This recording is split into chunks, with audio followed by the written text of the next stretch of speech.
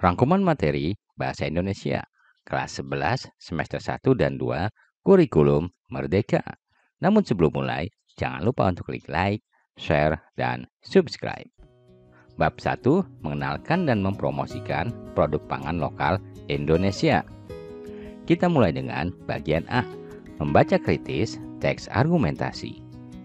Membaca kritis adalah sejenis membaca yang dilakukan secara bijaksana, penuh perhatian, mendalam, evaluatif, serta analitis.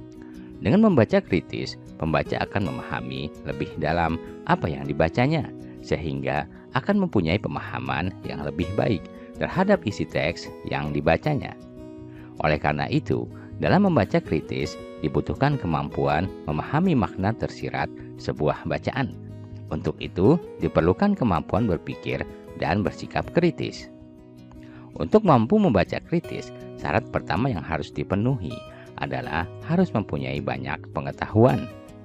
Untuk meningkatkan pengetahuan akan topik-topik hangat yang menjadi perhatian masyarakat, dapat dilakukan dengan meningkatkan kebiasaan membaca lewat media surat kabar seperti Kompas, Media Indonesia, atau Koran Tempo. Teks argumentasi merupakan teks yang berisi opini penulis yang disertai alasan dan pembuktian yang didukung oleh fakta, disampaikan secara logis dan objektif, bertujuan untuk meyakinkan dan mempengaruhi pembaca. Bagian B, menemukan ide pokok dan ide-ide pendukung dalam teks argumentasi. Secara umum, paragraf dibentuk oleh dua unsur, yaitu ide pokok dan ide-ide penjelas. Ide pokok adalah ide atau gagasan yang menjadi pokok pengembangan paragraf. Ide pokok dituangkan dalam kalimat utama. Ide pokok dijelaskan dengan menggunakan ide-ide penjelas. Ide-ide penjelas tersebut dituangkan dalam kalimat-kalimat penjelas. Sebagai penjelas, maka dalam satu paragraf minimal terdapat dua kalimat penjelas. Ide pokok biasanya terletak di awal atau di akhir paragraf. Ide pokok yang berada di awal paragraf disebut jenis paragraf deduksi. Adapun yang berada di akhir paragraf disebut paragraf induksi. Bagian C, menemukan kalimat fakta dan kalimat opini yang digunakan dalam teks argumentasi. Kalimat fakta adalah suatu kalimat yang di dalamnya terdapat sebuah informasi yang sebenarnya dan dapat dibuktikan kebenarannya. Contoh kalimat fakta sebagai berikut. Salah satu daerah penghasil beras terbesar di Pulau Jawa adalah Jawa Barat. Sekitar 70% penduduk Indonesia mengkonsumsi beras sebagai sumber makanan pokok. Sagu dikonsumsi oleh masyarakat di wilayah Papua dan sebagian Maluku. Kalimat opini adalah suatu kalimat yang berisi hasil gagasan, pendapat atau perkiraan orang, baik perorangan maupun kelompok. Berikut ini contoh kalimat opini.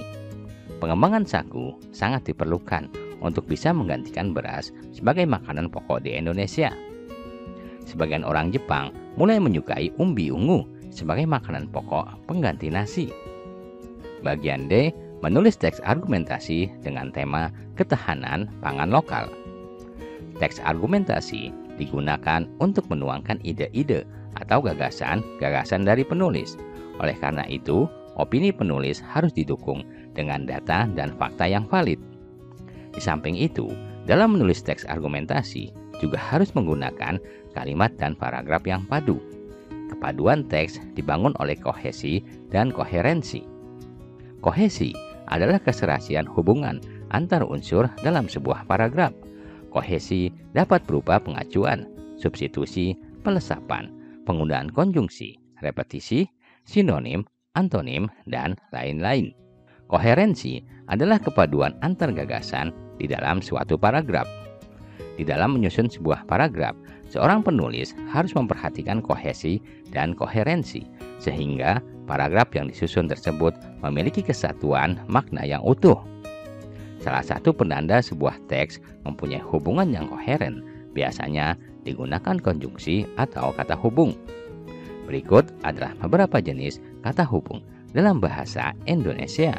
Sebagai contoh, untuk hubungan urutan waktu, contoh konjungsinya adalah setelah itu, sebelum itu, sesudah itu, lalu, kemudian, akhirnya, waktu itu, sejak itu, ketika itu. Selanjutnya nomor 2, pilihan. Contoh konjungsinya adalah atau. Lalu pertentangan. Contoh konjungsinya adalah meskipun, demikian, meskipun, begitu, kendatipun, demikian, kendatipun begitu, biarpun demikian, dan biarpun begitu. Akan tetapi, sebaiknya, namun.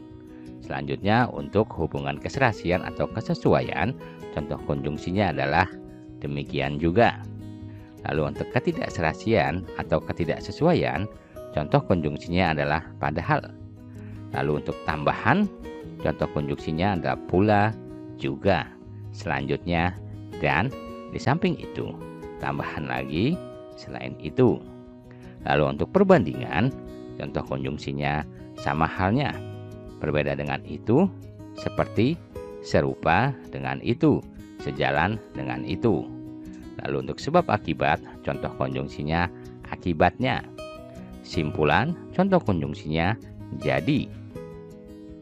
Bagian D, menulis teks argumentasi dengan tema ketahanan pangan lokal. Berikut ini adalah langkah-langkah untuk menyusun paragraf argumentasi. Langkah yang pertama, membuat topik terlebih dahulu. Lalu selanjutnya menetapkan tujuan karangan. Ketiga, melakukan observasi lapangan. Keempat, membuat kerangka karangan. Kelima, mengembangkan kerangka karangan. Keenam, membuat kesimpulan. Bagian E, memahami poster sebagai jenis teks persuasi. Menurut Kamus Besar Bahasa Indonesia, poster adalah plakat yang dipasang di tempat umum, bisa berupa pengumuman atau iklan. Dengan kata lain, poster adalah media publikasi yang terdiri atas tulisan, gambar, atau kombinasi keduanya dengan tujuan memberikan informasi kepada khalayak ramai. Teks persuasi adalah teks yang berisi ajakan, saran, bujukan, imbauan, pengaruh, arahan, larangan, atau perintah kepada seseorang untuk melakukan suatu hal sesuai dengan tujuan yang ingin dicapai oleh penulis teks tersebut. Poster mempunyai ciri-ciri sebagai berikut. 1. Poster terdiri atas komposisi huruf dan gambar di atas media kertas atau kain yang berukuran besar. 2. Poster ditempel pada tempat umum dengan maksud menarik perhatian masyarakat. 3. Poster pada umumnya dibuat dengan perpaduan warna yang kuat. 4. Bahasa yang digunakan dalam poster singkat, jelas, dan tidak rancu agar mudah dipahami. 5. Pesan yang ingin disampaikan sebaiknya disertai dengan gambar. 6. Poster dapat dibaca secara sambil lalu. Berikut adalah syarat poster yang baik. Syarat yang pertama, poster menggunakan bahasa yang mudah dipahami. Syarat kedua, susunan kalimat dalam poster harus singkat, padat, jelas, tetapi berisi. Nomor 3, poster menggunakan kombinasi antara kalimat dan gambar. Syarat nomor 4, poster harus mampu menarik minat khalayak. Syarat nomor 5, media yang digunakan dalam poster harus menggunakan bahan yang tidak mudah rusak atau sobek. Syarat ke-6, ukuran poster sebaiknya disesuaikan dengan tempat atau lahan pemasangan poster. Berikutnya, jenis-jenis poster. Ada nomor 1 poster niaga, yaitu poster ini berisi mengenai suatu produk yang ditawarkan kepada masyarakat. Poster niaga ini banyak digunakan oleh para produsen produk tertentu kepada masyarakat. Tujuannya adalah untuk meningkatkan penjualan produk tersebut. Lalu ada juga poster kegiatan, yaitu poster yang digunakan untuk memberikan informasi mengenai suatu acara. Di dalam poster ini biasanya terpampang nama acara, lokasi, serta waktu dimulainya acara. Penggunaan poster ini bertujuan agar banyak orang yang hadir dan meramaikan acara tersebut. Ketiga, poster layanan masyarakat. Poster ini berisi sosialisasi program baru yang dibuat oleh pemerintah kepada masyarakat. Lalu keempat, ada poster kelas, yaitu merupakan poster yang dibuat dengan tujuan untuk meningkatkan motivasi peserta didik yang ada di dalam kelas sekolah. Berikutnya langkah-langkah membuat poster. Pertama, bacalah teks yang akan menjadi inspirasi atau ide bagi poster yang akan kalian buat. Lalu pilih dan susun kalimat yang singkat, padat, menarik, dan mempersuasi pembaca. Kemudian sertakan gambar yang sesuai dengan tema. Selanjutnya pilih jenis huruf yang jelas dengan ukuran yang proporsional. Gunakan warna yang menarik sehingga pembaca tertarik untuk membaca postermu. Gunakan media yang biasanya digunakan, misalnya kertas ukuran A3. Teknik pembuatan bisa secara manual, yaitu dengan cara ditulis atau dilukis dengan tangan, atau menggunakan media digital lewat komputer. Bab 2, menyajikan berita inovasi yang menghibur. Kita mulai dengan bagian A, menemukan informasi aktual dan akurat pada teks berita. Menurut Kamus Besar Bahasa Indonesia, berita adalah cerita atau keterangan mengenai kejadian atau peristiwa yang hangat atau kabar.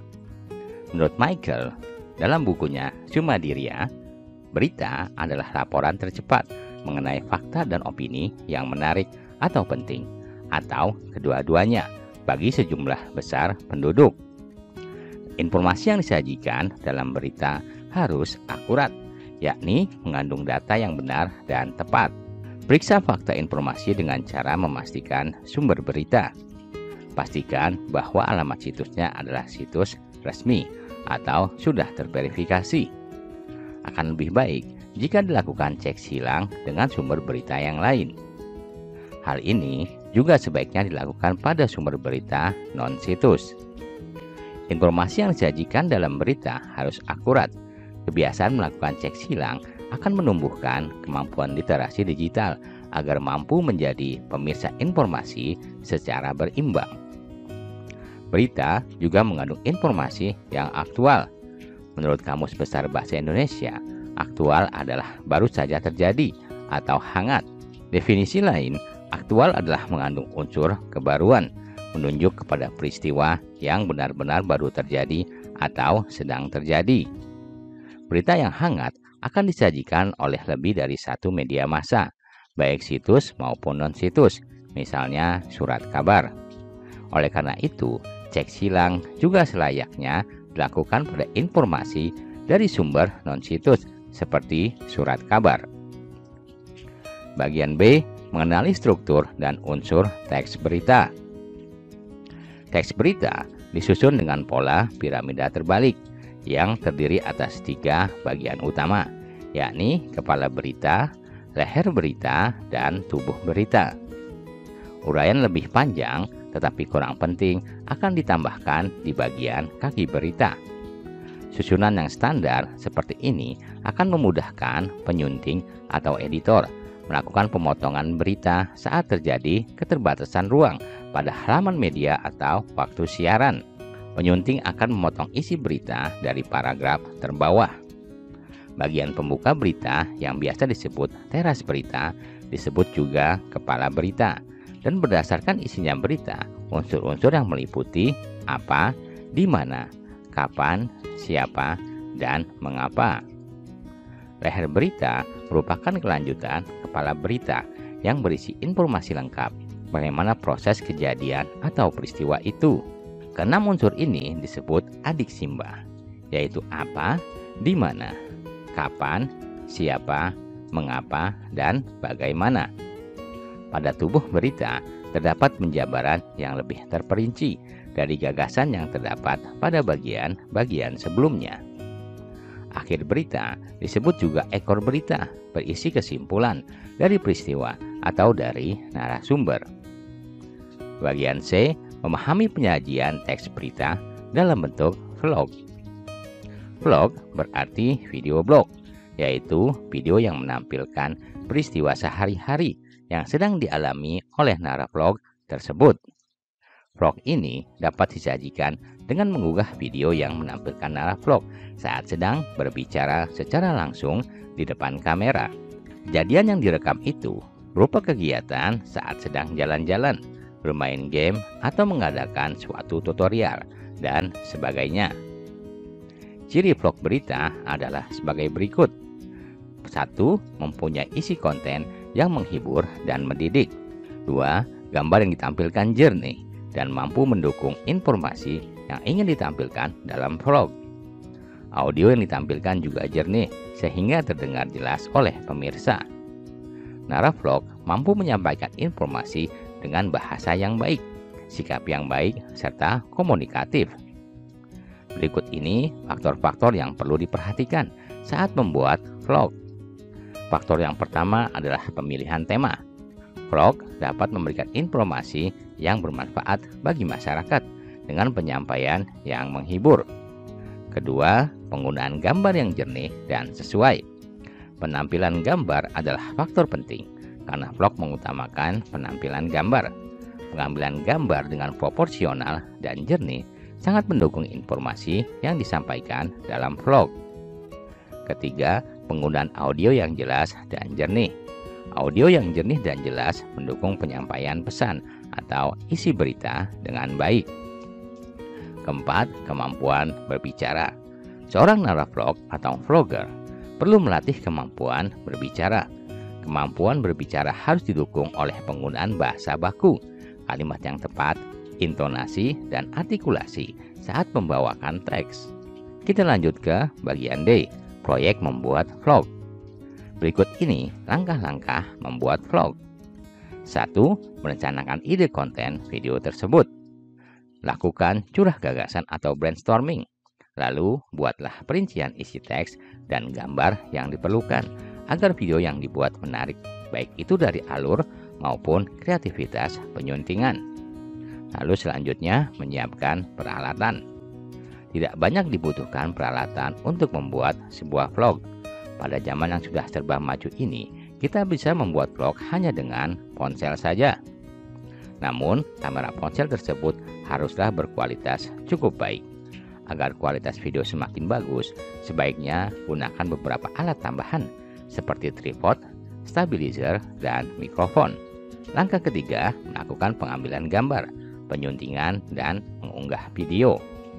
Saat pengambilan gambar, perhatikan pencahayaan, sudut pengambilan gambar, dan sinematografi dasar lain.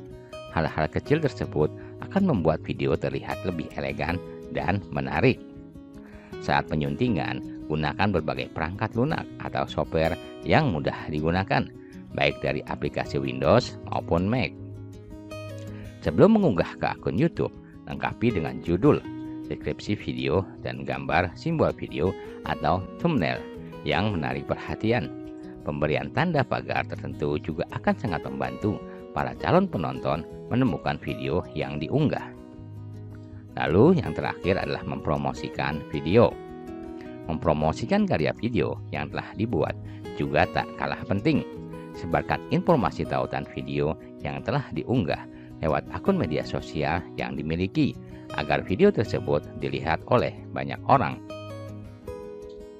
Bab 3. Menggali nilai sejarah bangsa lewat cerita pendek. Bagian A. Memahami cerpen dengan latar belakang beberapa peristiwa sejarah di Indonesia. Karya sastra mempunyai 3 bentuk, yakni prosa, puisi, dan drama. Pada bab ini, pembahasan difokuskan pada bentuk kedua, yaitu prosa. Prosa sendiri terdiri atas beberapa bentuk, seperti cerpen, cerita bersambung, novel, dan roman. Pada bab ini akan difokuskan pada pembahasan cerita pendek. Menurut Kamus Besar Bahasa Indonesia, definisi cerpen adalah kisahan pendek, kurang dari 10.000 kata, yang memberikan kesan tunggal yang dominan dan memusatkan diri pada satu tokoh dalam satu situasi. Oleh karena itu, cerpen bentuknya pendek dan cerita ini akan selesai dibaca dalam sekitar 10 menit dan sering disebut dengan cerita yang dapat dibaca dalam sekali duduk. Dari segi isi, cerpen fokus kepada satu tokoh utama dengan menceritakan satu peristiwa penting yang dialami oleh tokoh tersebut. Peristiwa penting yang dialami oleh tokoh tersebut akhirnya bisa mengubah jalan hidup atau cara pandang tokoh terhadap suatu hal. Seperti halnya karya sastra yang lain, ide penulisan cerpen dapat diambil dari peristiwa atau kejadian nyata. Hal ini karena sastra adalah refleksi kehidupan masyarakat, yaitu menyangkut manusia dan permasalahan yang dihadapinya. Oleh karena itu, karya sastra adalah sebentuk manifestasi kegelisahan atas realitas yang terjadi di sekitar kita. Salah satu contoh peristiwa yang menimbulkan kegelisahan adalah peristiwa sejarah sebuah bangsa. Jika sejarah ditulis dalam sebuah karya bukan fiksi, peristiwa tersebut tidak akan menimbulkan ruang bagi pembaca untuk memberi tafsir yang berbeda dari yang ditulis oleh si penulis sejarah. Akan tetapi, jika sebuah peristiwa sejarah ditulis dalam bentuk fiksi, khususnya cerpen, memungkinkan terjadi tafsir yang berbeda terhadap peristiwa sejarah tersebut. Dalam karya fiksi, sebuah peristiwa sejarah kemudian dikembangkan dengan menggunakan teknik pengembangan tokoh dan penokohan, pengembangan alur, serta deskripsi dan teknik penyajian cerita. Untuk dapat memahami cerpen dengan latar belakang peristiwa sejarah, pembaca paling tidak harus memiliki pengetahuan tentang peristiwa tersebut. Bagian B, menganalisis unsur-unsur intrinsik pembangun cerita pendek. Cerpen adalah jenis karya sastra berbentuk prosa. Cerpen dibangun dari dua unsur utama, yakni unsur intrinsik dan unsur ekstrinsik. Unsur intrinsik adalah unsur-unsur yang ada di dalam cerpen. Adapun unsur ekstrinsik adalah unsur-unsur yang ada di luar cerpen, tetapi ikut berperan membangun karya tersebut.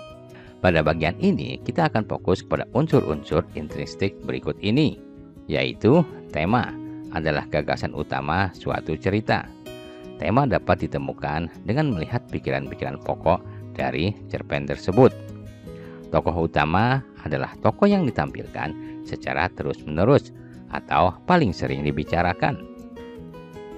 Tokoh tambahan adalah tokoh yang dimunculkan sekali atau beberapa kali saja dalam sebuah cerita. Penokohan adalah cara penulis menggambarkan tokoh. Penokohan terdiri atas tokoh protagonis, tokoh antagonis, dan tokoh campuran. Tokoh protagonis adalah tokoh yang mewakili sifat-sifat baik sebagai manusia, dan sebaliknya adalah tokoh antagonis. Adapun tokoh campuran adalah tokoh yang memiliki perwatakan baik dan buruk.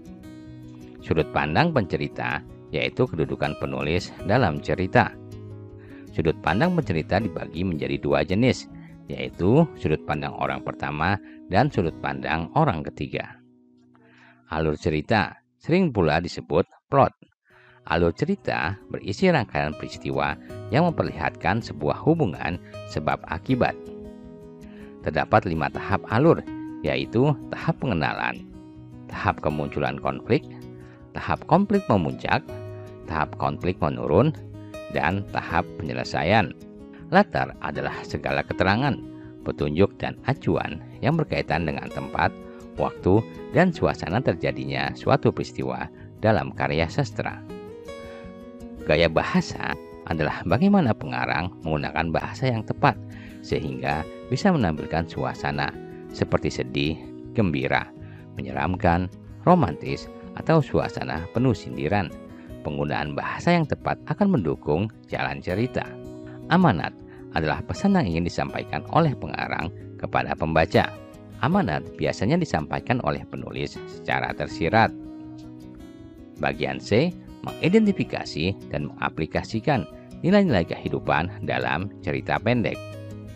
Selain untuk kesenangan, membaca karya sastra seperti membaca cerpen juga bertujuan untuk memperhalus akal budi. Karena dengan membaca karya sastra seperti cerpen, manusia dibantu untuk mengembangkan rasa empati, belas kasih, menghormati perbedaan, toleransi, dan sebagainya. Dalam karya sastra, termuat nilai-nilai kehidupan yang diambil dari peristiwa yang dialami manusia. Apa itu nilai? Nilai adalah suatu standar baik buruknya suatu tindakan bagi orang lain dan diri sendiri. Berikut adalah nilai-nilai yang terkandung dalam karya sastra. Ada unsur ekstrinsik, yaitu nilai moral, nilai sosial, nilai budaya. nilai politik, dan nilai agama. Selanjutnya, bagian D, menulis cerita pendek berdasarkan kejadian sehari-hari. Dalam menulis cerpen, tema bisa diambil dari pengalaman pribadi atau pengalaman yang dialami oleh orang lain. Kejadian sehari-hari yang dilihat, didengar, serta dirasakan adalah sumber inspirasi yang tidak ada habisnya. Untuk menulis cerpen tersebut, perhatikan hal-hal atau ketentuan berikut ini. Yang pertama, cerpen yang ditulis memenuhi syarat cerpen, yaitu kurang dari 10.000 kata dan selesai dibaca dalam waktu kurang dari 10 menit. Lalu, fokus kepada satu tokoh utama dan mengangkat satu permasalahan penting yang dialami oleh tokoh. Tema diangkat dari kejadian sehari-hari, baik yang dialami sendiri atau dari orang lain. Terdapat salah satu nilai kehidupan yang terkandung pada peristiwa tersebut, seperti nilai moral, agama, sosial, atau budaya. Tentukan latar tempat dan latar waktu yang akan digunakan dalam cerpen tersebut. Susun alur cerita dengan memperhatikan 5 tahapan, yaitu pengenalan, kemunculan konflik, konflik memuncak, konflik menurun, dan penyelesaian. Perhatikan gaya bahasa untuk membuat cerita lebih hidup. Gunakan ejaan dan tanda baca yang baik. Buatlah kerangka karangan terlebih dahulu sebelum menuliskan cerpen tersebut. Perhatikan rubrik yang dipakai sehingga hasilnya menjadi maksimal. Bagian E, menulis resensi berdasarkan cerpen yang ditulis oleh teman. Menurut Kamus Besar Bahasa Indonesia, pengertian resensi adalah pertimbangan atau pembicaraan tentang buku, ulasan buku. Dalam pengertian tersebut, tujuan resensi adalah memberikan pertimbangan atau ulasan sebuah buku tersebut layak dibaca atau tidak oleh pembaca. Resensi memang identik dengan ulasan sebuah buku, walau tidak menutup kemungkinan resensi juga bisa ditulis untuk mengulas sebuah film atau musik. Resensi biasanya ditulis sebelum sebuah buku dijual kepada masyarakat, sebuah film sebelum diputar di bioskop, atau sebelum sebuah album lagu dari seorang penyanyi dipasarkan kepada masyarakat. Pada bagian ini, kita akan berfokus kepada resensi buku, baik fiksi maupun non-fiksi. Dalam menulis resensi tentang sebuah buku, penulis resensi biasanya pertama-tama menjelaskan identitas buku. Hal-hal yang bisa dicantumkan dalam identitas buku, seperti judul buku, jumlah halaman, penerbit, pengarang, edisi, harga, bahkan keterangan tentang ketebalan buku. Hal kedua yang ditulis dalam resensi adalah menjelaskan sinopsis dari isi buku tersebut. Hal ketiga yang ditulis oleh penulis resensi adalah menyebutkan dan menjelaskan keunggulan-keunggulan buku. Pada bagian keunggulan, penulis bisa menjelaskan hal-hal positif dari isi buku tersebut disertai dengan bukti. Hal keempat adalah kelemahan buku. Pada bagian kelemahan, penulis resensi bisa mencantumkan 1 atau 2 kekurangan dari buku tersebut. Kelemahan bisa diambil dari segi isi dan fisik buku. Contohnya, kertas yang digunakan terlalu tipis atau sampul buku yang kurang menarik. Hal terakhir yang harus dicantumkan dalam resensi adalah paragraf kesimpulan yang biasanya berisi ajakan atau himbauan untuk membeli dan membaca buku tersebut. Oleh karena itu, dalam struktur menulis resensi biasanya terdiri atas hal sebagai berikut. Pertama adalah judul resensi, lalu identitas buku, sinopsis isi buku, keunggulan buku, kelemahan buku, dan kesimpulan berupa ajakan membeli buku. Bab 4, menulis puisi yang menginspirasikan adanya kesempatan untuk semua.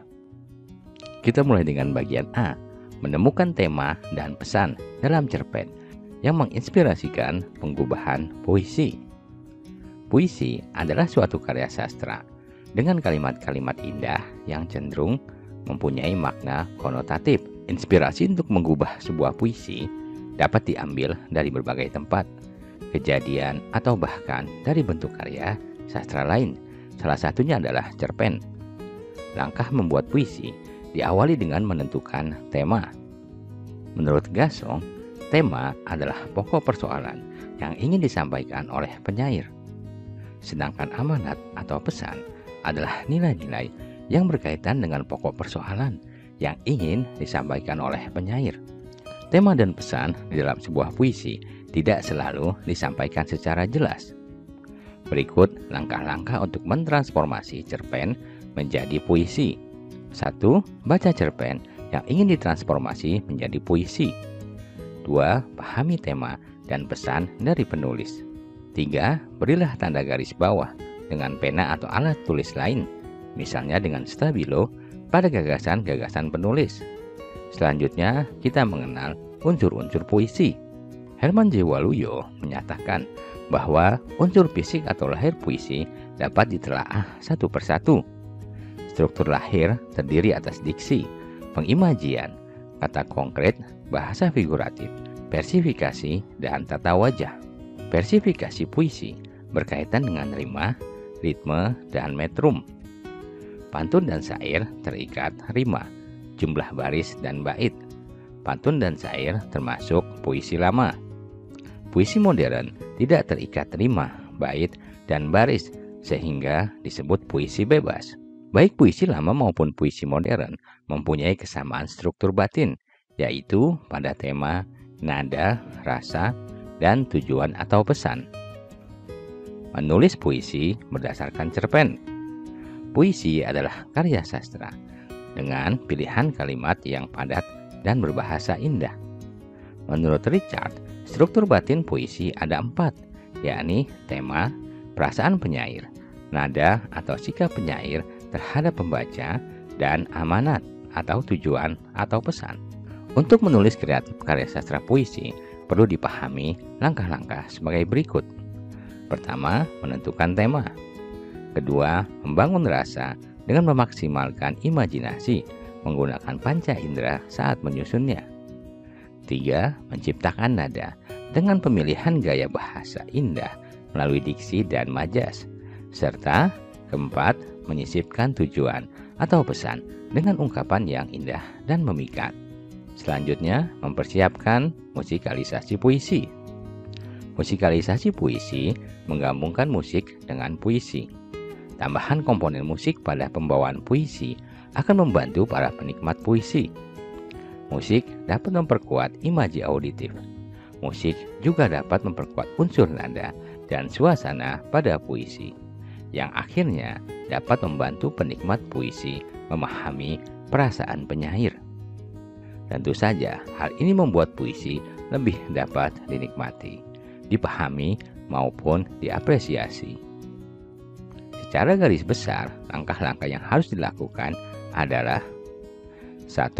Mempersiapkan puisi yang akan dipertunjukkan. 2. Memilih seorang atau 2 orang atau lebih pembawa puisi. 3. Memilih dan merancang koreografi musik pendamping, sekaligus menyiapkan alat musik yang diperlukan. 4. Memilih penata kostum yang akan memilih kostum dan menyiapkan kostum. 5. Penata panggung yang bertugas menyiapkan peralatan dan menata panggung. Dan keenam, memilih perekam video. Bab 5. Mengenal keberagaman Indonesia lewat pertunjukan drama. Kita mulai dengan bagian A, menemukan perbedaan antara drama, puisi, dan prosa. Karya sastra terdiri atas 3 bentuk, yakni puisi, prosa, dan drama. Ketiga bentuk karya sastra tersebut pada dasarnya terkait satu sama lain, hanya memang memiliki perbedaan bentuk yang cukup mendasar. Puisi adalah ragam sastra yang bahasanya terikat oleh irama, matra, rima, serta larik dalam bait. Oleh karena itu, karya sastra berbentuk puisi lebih memperhatikan kepadatan pilihan bahasa dalam menuangkan ide atau gagasan. Sedangkan prosa adalah karangan bebas, tidak terikat oleh kaidah yang terdapat dalam puisi. Pada bentuk kedua ini, penulis menuangkan ide atau gagasannya lewat kalimat-kalimat yang dirangkai dalam bentuk paragraf. Penulis mendeskripsikan tokoh dan perwatakannya, serta konflik di dalamnya dalam kalimat-kalimat yang dirangkai dalam paragraf-paragraf. Bentuk terakhir yaitu drama. Drama berasal dari bahasa Yunani Draumai, yang berarti berbuat, berlaku, bertindak, beraksi, dan sebagainya. Drama dapat pula diartikan sebagai sebuah cerita berupa kisah kehidupan dalam bentuk dialog dan lakuan tokoh untuk menggambarkan sebuah konflik. Oleh karena itu, dalam drama lebih ditonjolkan kemampuan bermain peran dan dialog antar tokoh untuk menggambarkan konflik dan jalan cerita. Drama biasanya dipertunjukkan di panggung pertunjukan atau teater. Unsur-unsur pembangun pertunjukan drama. Struktur naskah drama terdiri atas 3 bagian utama, yakni prolog, dialog, dan epilog. Bagian pembuka drama biasanya disebut dengan prolog. Bagian konflik akan ada di bagian tengah, disebut dialog. Dan bagian terakhir sebagai bagian penutup disebut dengan epilog. Drama dibangun dari unsur-unsur pembangunnya.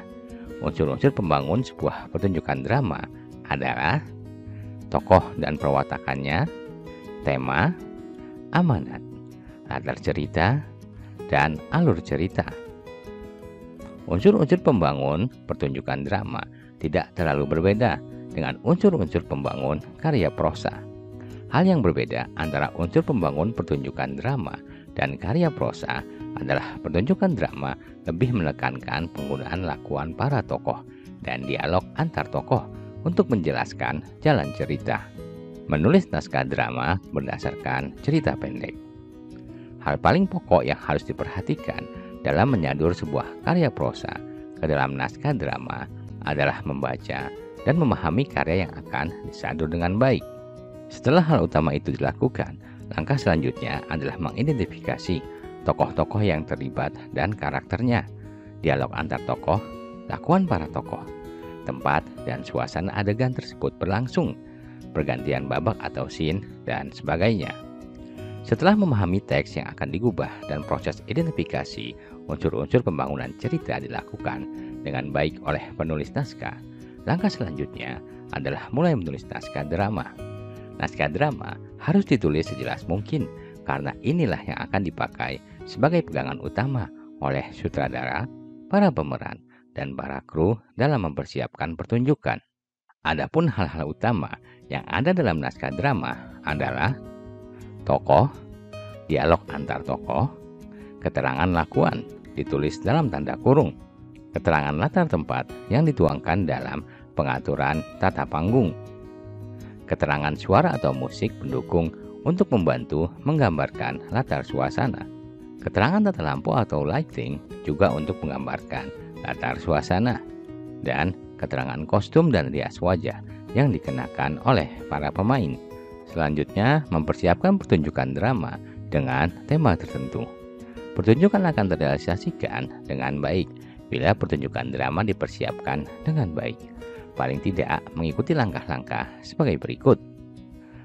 Pertama, memilih 1 atau 2 orang sebagai penulis naskah. Pastikan untuk bagian ini, pilihlah seseorang yang mempunyai kemampuan membaca dan menulis dengan baik, serta disiplin sehingga bisa menyerahkan naskah tepat waktunya. Kedua, memilih sutradara dan asisten sutradara.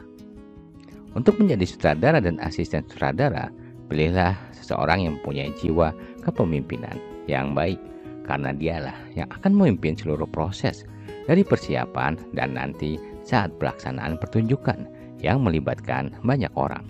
Selanjutnya, memilih pemain atau pemeran. Walau bagian ini merupakan kewenangan dari sutradara dan asisten sutradara, tetapi tidak ada salahnya jika yang dipilih adalah seseorang yang mempunyai kemampuan penghayatan peran atau punya kemampuan akting. Selanjutnya, menyiapkan panggung dan kelengkapannya. Pilihlah seseorang yang mempunyai kemampuan seni dan punya kemampuan interpretasi sangat diperlukan. Biasanya, bagian ini membutuhkan jumlah orang yang cukup banyak. Selanjutnya, menyiapkan musik dan sound effect. Untuk bagian ini, tentu saja pilih seseorang yang mempunyai kemampuan bermain musik sangat dibutuhkan. Selanjutnya, menyiapkan tata lampu atau lighting effect. Bagian ini tidak membutuhkan banyak orang, tetapi pilihlah seseorang yang mempunyai jiwa seni yang baik, karena pencahayaan sangat mempengaruhi suasana setiap pergantian babak dalam cerita. Selanjutnya, menyiapkan kostum dari para pemeran. Untuk bagian ini dibutuhkan banyak orang karena akan mengurus semua kostum yang dikenakan oleh para pemeran yang mungkin akan berganti kostum dalam babak yang berbeda. Kemampuan interpretasi akan cerita juga sangat diperlukan untuk bagian ini. Menyiapkan promosi sehingga bisa menjaring penonton. Untuk bagian ini mungkin hanya butuh 1-3 orang, tetapi pastikan yang punya kemampuan seni dan teknologi informasi yang baik karena mereka akan merancang pamflet sebagai alat promosi pertunjukan drama mereka. Selanjutnya, mempromosikan pertunjukan drama dengan membuat pamflet. Menurut Kamus Besar Bahasa Indonesia, pengertian pamflet adalah surat selebaran. Oleh karena itu, pamflet tersebut akan disebarkan kepada masyarakat melalui berbagai media tersebut. Membuat pamflet tidak terlalu berbeda jauh dari membuat brosur. Hanya saja, pamflet biasanya lebih spesifik untuk suatu event yang akan dilakukan di suatu tempat atau kota. Berikut ini hal-hal yang harus diperhatikan dalam membuat pamflet. Pertama, gunakan gambar yang menarik. Kedua, pemilihan jenis huruf yang jelas dan menarik. Ketiga, warna yang menarik dan mempresentasikan pertunjukan. Keempat, rancangan pamflet yang menarik. Adapun hal-hal yang harus ada dalam pamflet adalah nama acara atau kegiatan atau judul pertunjukan, penyelenggara acara atau kegiatan, tempat, tanggal, dan waktu pertunjukan, para pesohor yang menjadi bintang dari pertunjukan, harga tiket dan cara mengaksesnya, sponsor penyelenggara pertunjukan, bisa juga ada tambahan peta tempat pertunjukan. Bab 6. Berperan dalam konservasi alam Indonesia lewat karya ilmiah. Kita mulai dengan bagian A, mengenal karya ilmiah tentang konservasi alam. Menurut Laba dan Rinayanti, karya ilmiah adalah suatu karya dalam bidang pengetahuan atau sains dan teknologi yang berbentuk ilmiah. Menurut Kamus Besar Bahasa Indonesia, karya ilmiah adalah karya tulis yang dibuat dengan prinsip-prinsip ilmiah berdasarkan data dan fakta. Bentuk karya ilmiah dapat berupa karya ilmiah remaja, karya ilmiah populer, karya artikel jurnal, laporan kajian atau riset, skripsi, tesis, dan disertasi. Sebuah karya ilmiah mempunyai sistematika tertentu. Untuk lebih memudahkan, sistematika ini dibagi menjadi 3 bagian, yakni bagian awal, bagian inti, dan bagian akhir. Pada karya artikel jurnal, bagian awal dimulai dengan judul, nama penulis dan afiliasinya, abstrak, dan kata kunci. Bagian inti atau isi terdiri atas pendahuluan, metode penelitian, analisis data, hasil, dan pembahasan. Bagian akhir terdiri atas simpulan dan saran, daftar pustaka, dan lampiran jika ada. Memahami struktur karya ilmiah. 1. Karya ilmiah populer umumnya ditemui di media massa, baik cetak maupun digital. Struktur penulisan lebih sederhana dan ringkas. Secara umum, strukturnya adalah judul, pendahuluan, badan tulisan, dan solusi atau penutup. Biasanya, karya ilmiah populer tidak menggunakan alat pengatur grafis pendukung maupun daftar pustaka. Kalimatnya sederhana, lancar, tetapi tetap berisi fakta, bukan rekaan. Kedua, karya ilmiah semi formal disusun mengikuti struktur penulisan tertentu yang lebih kompleks. Laporan penelitian dan makalah umumnya berbentuk karya ilmiah semi formal. Secara umum, struktur penulisan berupa judul, kata pengantar, pendahuluan, pembahasan atau analisis, simpulan, dan daftar pustaka. Alat mengatur grafis pendukung seperti tabel, peta, grafik, dan sebagainya digunakan pada bagian pembahasan. 3. Karya ilmiah formal. Skripsi, tesis, atau disertasi mengacu pada struktur karya ilmiah formal. Selain struktur yang terdapat pada bentuk semi formal, terdapat juga lampiran-lampiran yang ditambahkan pada bagian akhir karya ilmiah. Penjelasan pada setiap struktur juga lebih detail dan kompleks, menganalisis ragam bahasa karya ilmiah.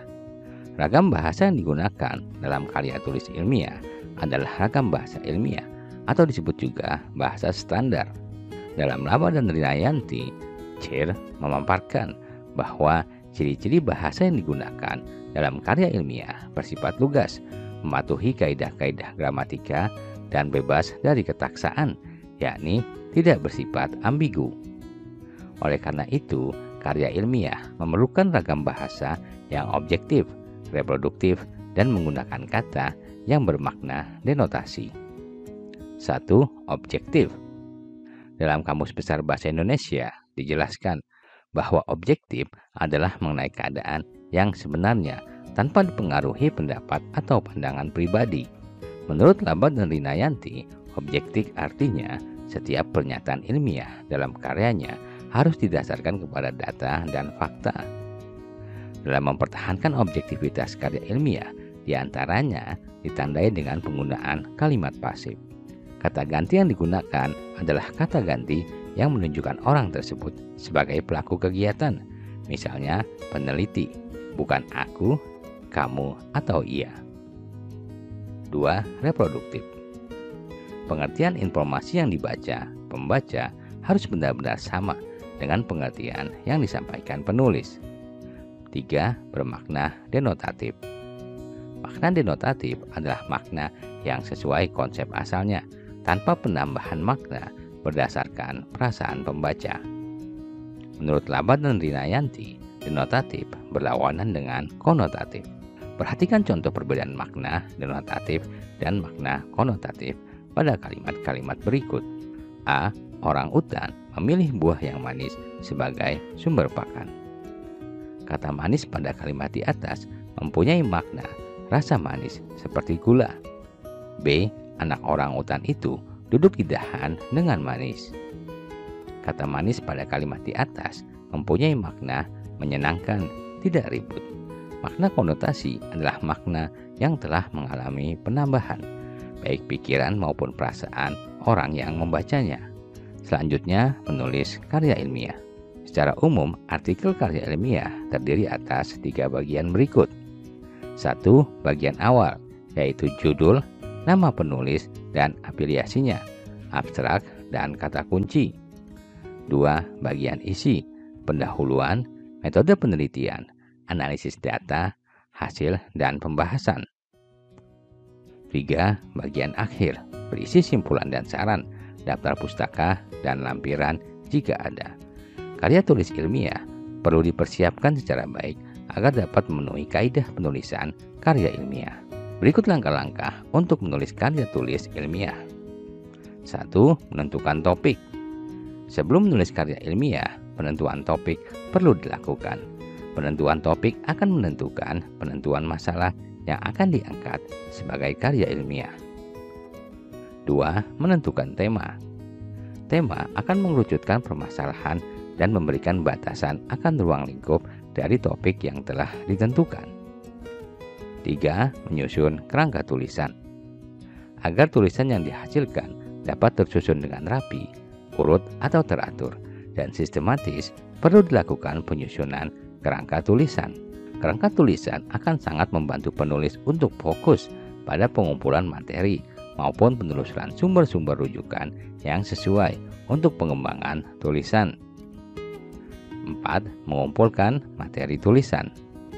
Agar tulisan menjadi berbobot dan sesuai kaidah keilmuan dengan rumusan masalah yang telah dibahas, sejumlah teori dan data hasil pengamatan yang mendukung sangat diperlukan. Teori tersebut dapat bersumber dari buku, jurnal ilmiah, atau internet. Data pendukung diperoleh dari hasil pengamatan, survei, jurnal ilmiah, dan metode pengumpulan data pendukung lainnya. 5. Mengembangkan kerangka tulisan menjadi bagian teks yang urut, utuh, dan jelas. Pengembangan kerangka tulisan harus memperhatikan kaidah kebahasaan yang sesuai untuk karya tulis ilmiah. Selanjutnya, menyajikan karya ilmiah. Penyajian karya ilmiah dilakukan melalui seminar, Untuk itu, penulis atau peneliti perlu mempersiapkan paparan materi karya ilmiah. Paparan karya ilmiah disusun dengan menggunakan aplikasi presentasi. Agar penyajian karya tulis ilmiah dapat dengan mudah dicerna oleh peserta seminar, perlu diperhatikan hal-hal berikut ini. 1. Salin dia yang sederhana, menarik, dan mempunyai komposisi warna yang baik. Sebuah salin dia adalah sarana komunikasi visual antara pemateri dan pemirsa. 2. Alur paparan yang logis dan sistematis. 3. Fokus pada satu pesan dalam sebuah salin media. 4. Penyajian setiap halaman salin media cukup ringkas.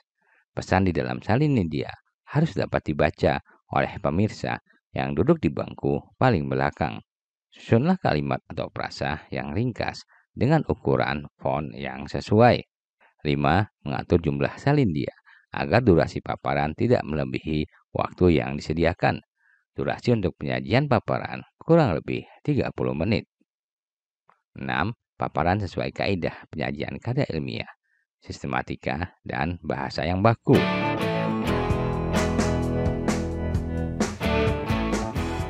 Terima kasih telah menonton video ini. Semoga bermanfaat. Sampai jumpa di video lainnya. Jangan lupa untuk klik like, share, dan subscribe.